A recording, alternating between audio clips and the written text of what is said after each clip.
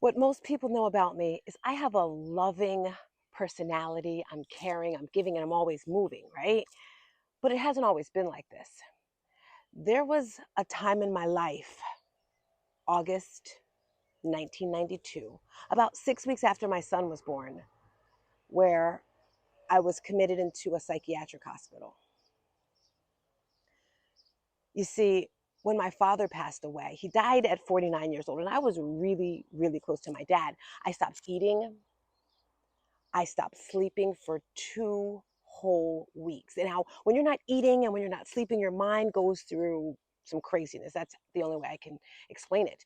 And I ended up in the hospital, and being in this place, it was the hardest thing I ever experienced in my life. And I realized today the same coping mechanisms I did back then, I still do to today. I don't know if you guys remember a tape, really cassette players, and there was this one cassette of Tina Turner, and I loved her.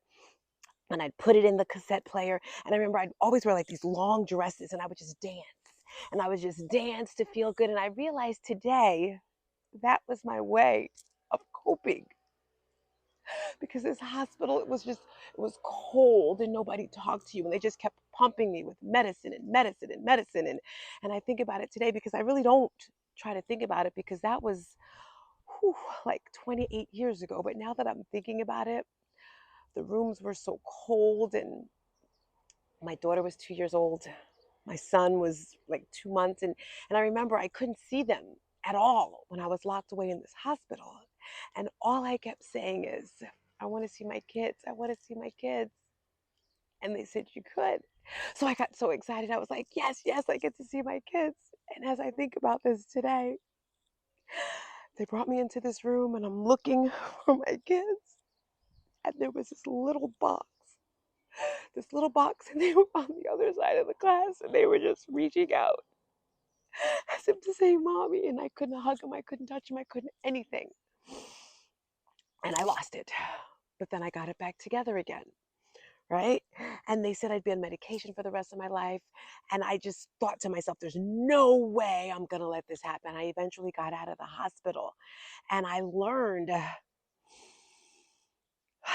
that with a positive mindset, anything is possible. I learned that if you trust in God, anything is possible. I also learned that if you surround yourself with amazing people, what? Anything is possible. So I'm here to tell you today, no matter how horrible a situation may seem, you can get out of it, because anything is possible.